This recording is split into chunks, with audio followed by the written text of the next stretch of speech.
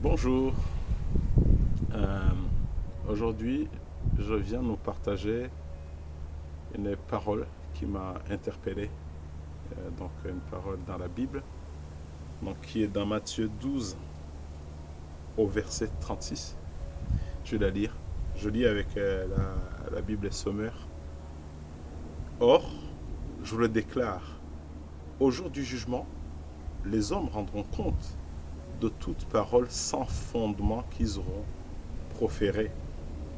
En effet, c'est en fonction de tes propres paroles que tu seras déclaré juste ou que tu seras condamné.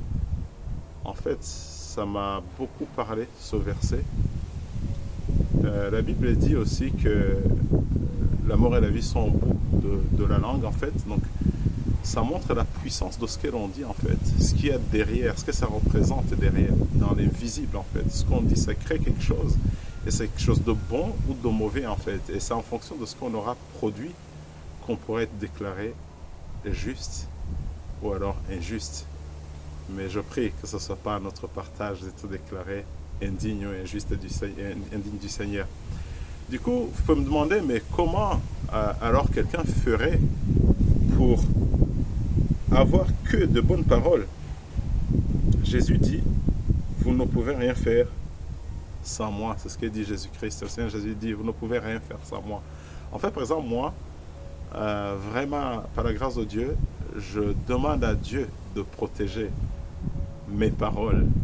Mais il le fait aussi par la pensée, parce que, souvenez-vous, la Bible aussi dit, c'est de l'abondance du cœur que la bouche elle parle. Et c'est ce qui sort de l'homme qui le souille. C'est pas ce qui rentre. En fait, la protection de mes paroles passe par les pensées, la protection des pensées. Je lis rapidement Philippiens 4:8.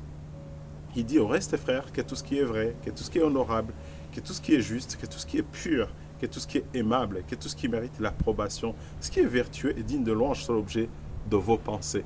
Par exemple, ce que je vais faire le matin, je vais prier dans ce verset pour demander au Seigneur de me garder, de garder mes pensées dans ce verset en fait, parce qu'il sait que moi-même, ou alors lui-même il dit, de moi-même je ne paie pas.